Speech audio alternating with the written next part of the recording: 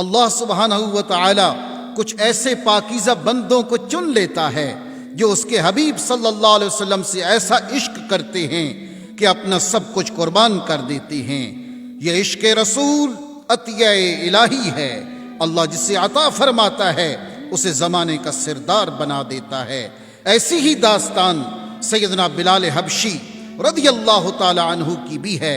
اسی عشق کی بدولت اللہ سبحانہ و تعالی نے ایک حبشی غلام کو وہ عزتیں اور عظمتیں عطا فرمائیں کہ عشق رسول ہی ان کی شناخت بن گیا، اور رسول اللہ نے انہیں اپنا خزانچی مقرر فرمایا، مؤذن رسول ہونے کا اعزاز ملا، اور پھر سالوں آپ کی یہ پرسوز آذان سے مسجد نبوی اور شہر رسول کے در و دیوار گونجتے رہے۔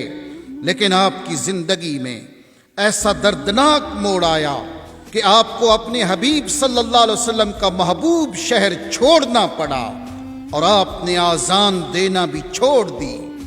لیکن زندگی کا لمبا عرصہ گزرنے کے بعد اچانک آپ کو شہر رسول آنے کا حکم ملا، اور آپ جب مدینۃ الرسول حاضر ہوئے تو ایسا واقعہ رونما ہوا کہ جس نے انسان تو کیا مدینہ کے در و دیوار کو بھی رلا دیا۔ کس چیز نے آپ کو مدینہ طیبہ سے جانے پر مجبور کیا، اور کس کے حکم پر آپ فوراً مدینہ پاک پہنچے، اور وہاں رلا دینے والا کیا واقعہ رونما ہوا؟ آئیے اس ایمان افروز داستان عشق کو سن کر اپنے ایمان کو تازہ کرتے ہیں۔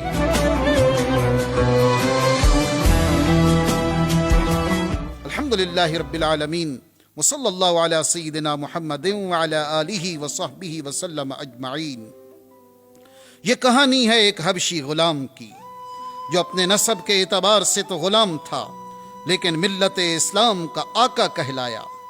اس حبشی غلام کا نام سیدنا بلال رضی اللہ تعالی عنہ ہے۔ آپ کے والد کا نام رباح اور والدہ کا نام حمامہ رضی اللہ تعالی عنہ تھا۔ آپ کے والدین غلام تھے، اور اسی غلامی میں سیدنا بلال رضی اللہ تعالی عنہ مکہ مکرمہ میں پیدا ہوئے۔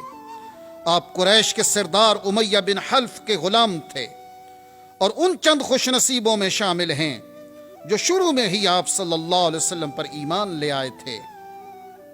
طریقہ برہانیہ کے شیخ طریقت امام اہل بیت سیدی امام فخر الدین شیخ محمد عثمان عبدو البرہانی سیدنا بلال حبشی رضی اللہ تعالی عنہ کے قبول اسلام کا واقعہ اپنی کتاب احسن القصص میں یوں بیان فرماتے ہیں کہ اسلام کے ابتدائی ایام تھے۔ ایک روز نبی کریم صلی اللہ علیہ وسلم اور سیدنا ابو بکر صدیق رضی اللہ تعالی عنہ مکہ والوں سے دور ایک غار میں تشریف فرما تھے، اور سیدنا بلال حبشی رضی اللہ تعالی عنہ ان پہاڑوں میں بکریاں چراتے تھے۔ جب سیدنا بلال بکریوں کا ریوڑ لے کر وہاں سے گزرے تو نبی کریم صلی اللہ علیہ وسلم غار سے باہر تشریف لے آئے اور فرمایا، اے چرواہے کیا دودھ ہے؟ تو سیدنا بلال نے عرض کی کہ میرے پاس ایک بکری میں دودھ ہے، اور وہ میری ضرورت کے لیے ہے، اور اگر آپ پسند فرمائیں تو میں وہ دودھ آپ کو دے دوں۔ نبی کریم صلی اللہ علیہ وسلم نے فرمایا، اس بکری کو لے آؤ۔ پھر آپ صلی اللہ علیہ وسلم نے ایک بڑے پیالے میں خود اس بکری کا دودھ دوہا اور خوب جی بھر کے پیا۔ پھر آپ صلی اللہ علیہ وسلم نے دودھ دوہا اور سیدنا ابو بکر صدیق نے جی بھر کے پیا، اور پھر تیسری مرتبہ آپ صلی اللہ علیہ وسلم نے دودھ دوہا اور سیدنا بلال کو بھی جی بھر کر پلایا۔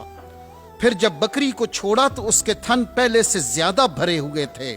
پھر آپ صلی اللہ علیہ وسلم نے سیدنا بلال کو اپنے پاس بلا کر فرمایا، اے بلال میں اللہ کا رسول ہوں، تمہاری اسلام کے متعلق کیا رائے ہے؟ سیدنا بلال تو پہلے ہی رسول کریم صلی اللہ علیہ وسلم کی ذات اقدس سے متاثر ہو چکے تھے، اور پھر آپ صلی اللہ علیہ وسلم کا دل نشیں انداز گفتگو، سبحان اللہ۔ سیدنا بلال نے دعوت اسلام پر لبیک کہتے ہوئے کلمہ شہادت پڑھا اور فوراً اسلام لے آئے۔ نبی کریم صلی اللہ علیہ وسلم نے سیدنا بلال کو اسلام چھپانے کا حکم دیا۔ اس وقت سیدنا بلال حبشی رضی اللہ عنہ کی عمر مبارک 28 برس تھی۔ یہ اسلام کا اولین دور تھا، اور نبی کریم صلی اللہ علیہ وسلم اللہ کے حکم سے حکمت عملی کے ساتھ اسلام کی تبلیغ فرما رہے تھے۔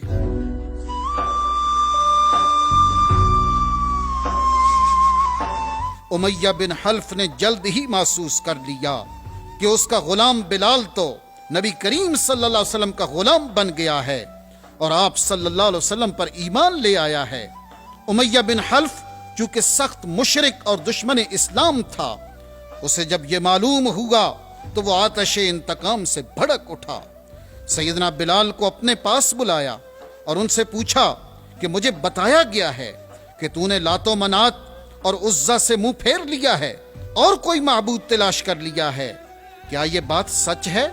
سیدنا بلال فوراً بولے، ہاں، میں محمد صلی اللہ علیہ وسلم کے دین حق پر ایمان لے آیا ہوں اور اس اللہ کو معبود حقیقی مانتا ہوں جس کا پتہ مجھے میرے آقا و مولا محمد مصطفیٰ صلی اللہ علیہ وسلم نے مجھے دیا ہے۔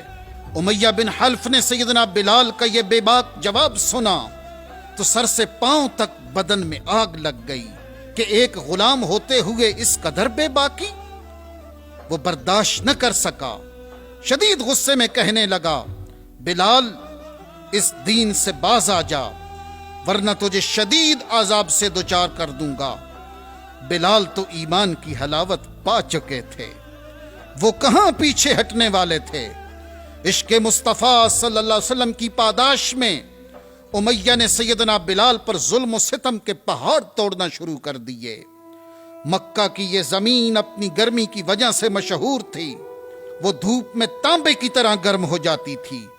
امیہ سیدنا بلال رضی اللہ تعالی عنہ کو شدید دھوپ میں تپتی ہوئی زمین پر لٹا دیتا اور کبھی آپ کے سینے پر بھاری بھرکم پتھر رکھتا تو کبھی آپ کو دہکتے ہوئے انگاروں پر لٹا دیتا۔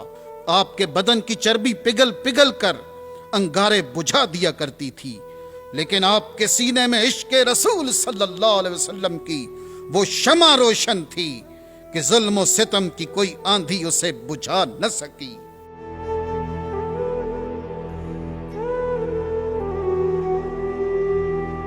ایک دن امیہ نے آپ کو تپتی ہوئی زمین پر لٹا رکھا تھا اور سینے پر بھاری پتھر رکھا ہوا تھا۔ آپ کے جسم مبارک کی جلد اس تپتی زمین سے چپک چکی تھی۔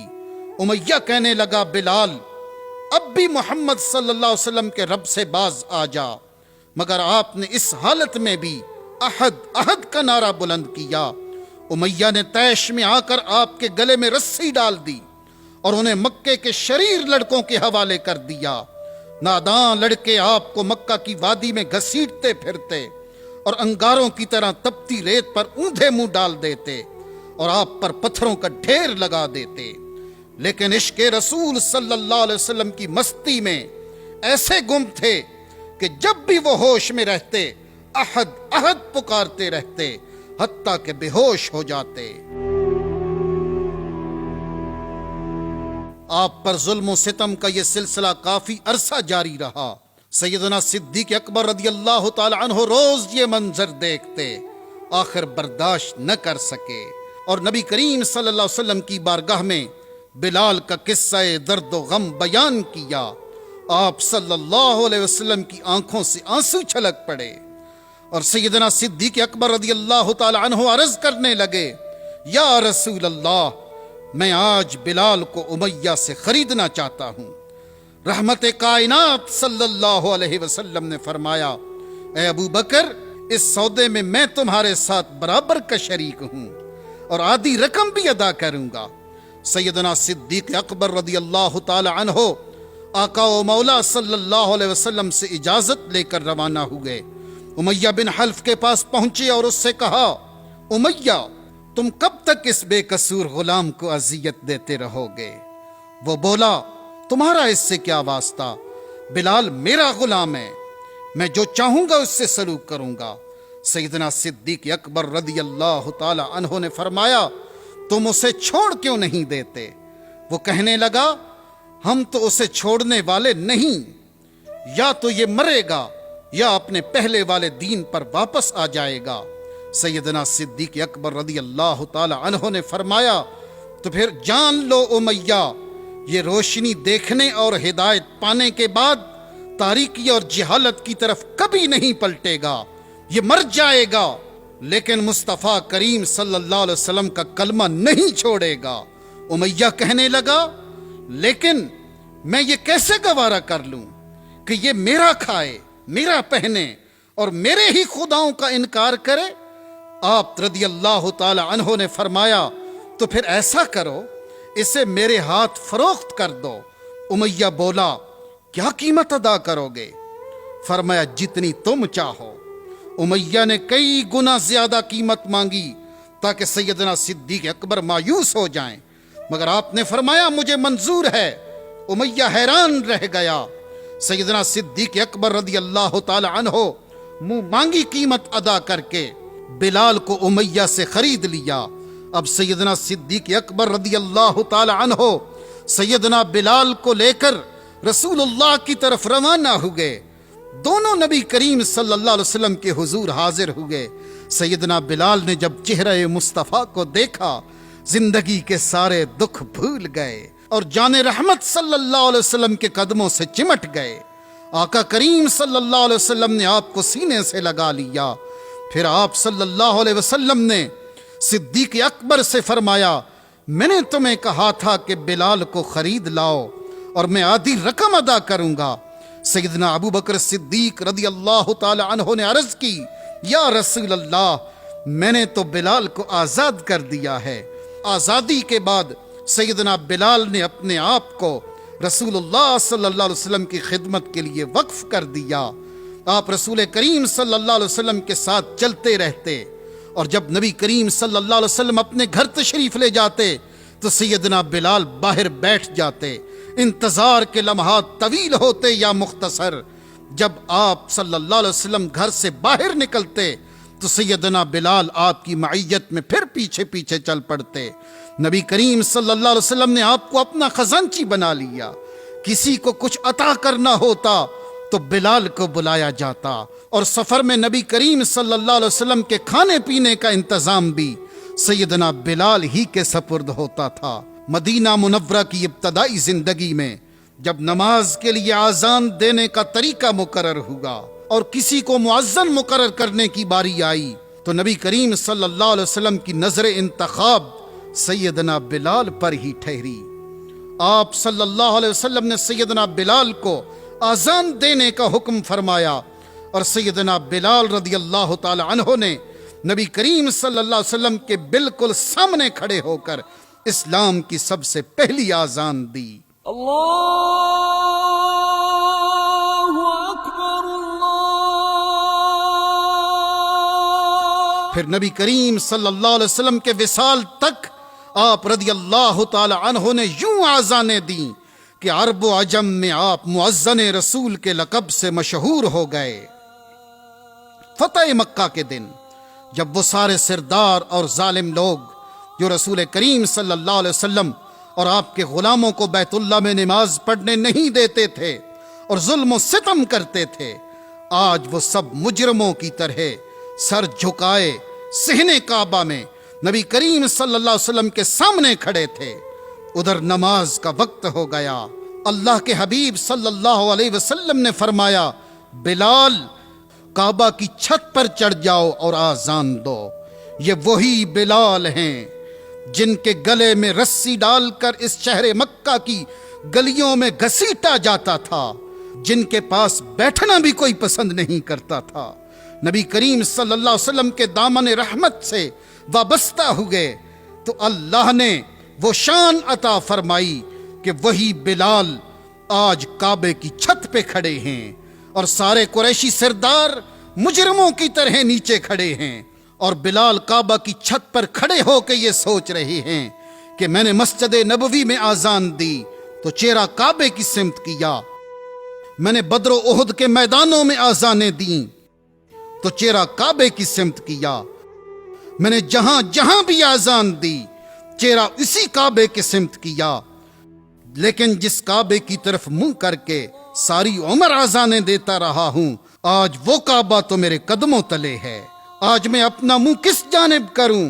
بلال کے عشق نے جواب دیا، بلال ساری عمر کعبے کی طرف منہ کر کے آذانیں دی ہیں، آج خود کعبے کی چھت پر کھڑے ہو اور اللہ کے حبیب صلی اللہ علیہ وسلم کے رخ انور کی جانب منہ کر کے آذان دو، جو کعبے کا بھی کعبہ ہیں آپ رضی اللہ تعالی عنہ نے نبی کریم صلی اللہ علیہ وسلم کی جانب چہرہ کر لیا اور یوں کعبے کی چھت پر کھڑے ہو کر آذان دی، اشہد ان محمد رسول اللہ۔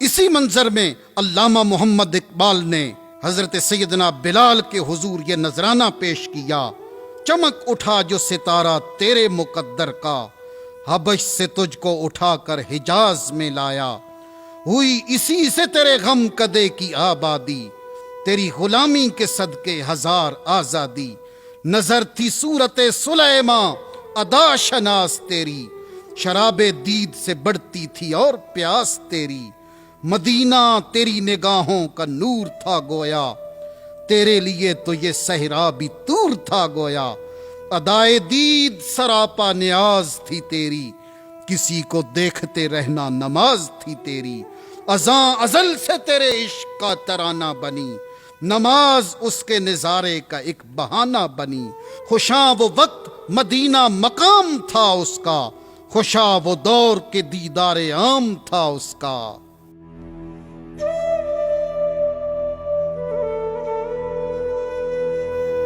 11 ہجری میں نبی کریم صلی اللہ علیہ وسلم کا وصال ہوا۔ وصال نبوی کا سانے تمام صحابہ کرام کے لیے بہت بڑا صدمہ تھا۔ سیدنا بلال پر تو غموں کے پہاڑ ٹوٹ پڑے، وہ جہاں جاتے اپنے آقا صلی اللہ علیہ وسلم کی یاد میں تڑپتے رہتے، خصوصاً مدینہ منورہ کا گوشہ گوشہ آپ کو رسول کریم صلی اللہ علیہ وسلم کی یاد دلاتا۔ چنانچہ آپ لشکر اسلامی کے ساتھ ملک شام چلے گئے اور آذان دینا بند کر دی۔ طریقہ برہانیہ کے شیخ طریقت امام اہل بیت سیدی امام فخر الدین شیخ محمد عثمان عبدو البرہانی بیان فرماتے ہیں، ملک شام میں آپ کو ایک عرصہ گزر گیا۔ ایک رات آپ سو رہے تھے کہ خواب میں نبی کریم صلی اللہ علیہ وسلم تشریف لے آئے اور فرمایا، او خشتنا یا بلال، اے بلال ہم تمہارے لیے اداس ہیں، ہمیں ملنے کیوں نہیں آتے؟ آپ فوراً بیدار ہوئے اور اسی وقت مدینہ منورہ کے لیے چل نکلے۔ آقا دو جہاں صلی اللہ علیہ وسلم کے شہر مقدس میں حاضر ہوئے۔ اہل مدینہ نے بڑی محبت سے آپ کا استقبال کیا۔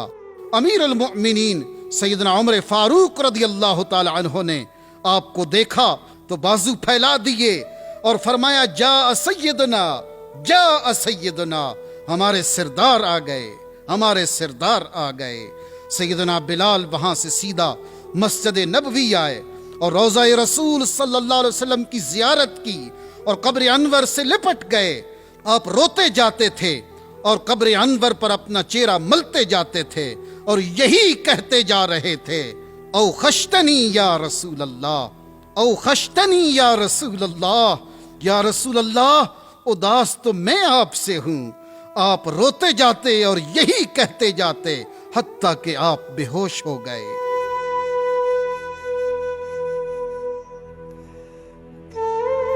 اتنی دیر میں لوگ مسجد میں جمع ہونے لگ گئے اور فرمائش کرنے لگے، بلال ایک دفعہ وہ آذان تو سنا دو جو حبیب مصطفیٰ صلی اللہ علیہ وسلم کے زمانے میں سناتے تھے۔ لیکن آپ سب کو معاذرت کرتے تھے۔ پھر جب حسنین کریمین رضی اللہ تعالی عنہما تشریف لائے، آپ نے انہیں بہت پیار کیا، انہوں نے بھی آذان کی فرمائش کر دی۔ اب بلال اپنے آقا کریم صلی اللہ علیہ وسلم کے شہزادوں کی فرمائش کیسے رد کر سکتے تھے؟ سیدنا بلال آذان دینے کے لیے کھڑے ہوئے۔ جو ہی مؤذن رسول کی زبان سے اللہ اکبر کی صدا بلند ہوئی، مدینہ کے مسلمان تڑپ اٹھے۔ یوں لگ رہا تھا کہ جیسے حضور کا زمانہ پھر لوٹ آیا ہے۔ جس کے کانوں میں بلال کی آذان کی صدا پہنچی، مرد و زن اپنے گھروں سے نکل کر روتے ہوئے مسجد نبوی کی طرف دوڑے چلے آئے۔ ہر آنکھ اشک بار تھی، ہر دل میں اپنے آقا و مولا صلی اللہ علیہ وسلم کی یاد تازہ ہو گئی۔ ادھر سیدنا بلال کی کیفیت ہی کچھ اور تھی۔ آپ جب نبی کریم صلی اللہ علیہ وسلم کے سامنے آذان دیا کرتے تھے تو جب یہ کلمات ادا کرتے، اشہد ان محمد رسول اللہ، تو بلال نبی کریم صلی اللہ علیہ وسلم کی طرف نظر اٹھاتے اور آپ صلی اللہ علیہ وسلم کو دیکھ کر رسالت کی گواہی دیا کرتے. لیکن آج جب آپ ان کلمات پر پہنچے اور حسب عادت منبر رسول کی طرف نظر اٹھا کر دیکھا تو نظارے بدل چکے تھے. رسول اللہ صلی اللہ علیہ وسلم آپ کو دکھائی نہ دیے. آپ پر اتنا صدمہ طاری ہوگا کہ آپ بے ہوش ہو گئے اور اس سے آگے آذان نہ دے سکے. یہ سیدنا بلال کی زندگی کی آخری آذان تھی. آپ واپس شام چلے گئے اور اس کے بعد آپ نے وصال تک کبھی آذان نہیں دی. جب آپ کے وصال کا وقت آیا تو آپ کی زوجہ رونے لگی اور کہنے لگی ہائے افسوس ہائے افسوس. سیدنا بلال شدید بیمار تھے لیکن آپ نے آنکھیں کھولی اور فرمایا واہ کیا ہی خوشی کا ساماں ہے. میں اپنے حبیب مصطفیٰ صلی اللہ علیہ وسلم سے ملاقات کرنے والا ہوں.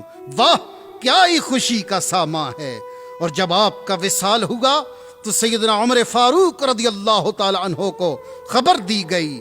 آپ یہ سن کر اتنا روئے کہ روتے روتے نڈھال ہو گئے اور یہی کہتے جا رہے تھے کہ ہمارا بلال بھی ہمیں چھوڑ کر چلا گیا، ہمارا بلال بھی ہمیں چھوڑ کر چلا گیا. وصال کے وقت آپ کی عمر مبارک 60 برس تھی. آپ کو دمشق میں باب الصغیر کے قریب دفن کیا گیا.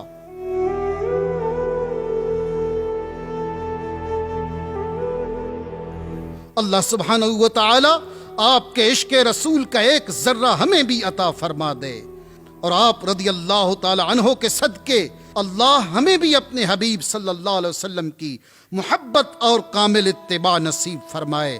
آمین.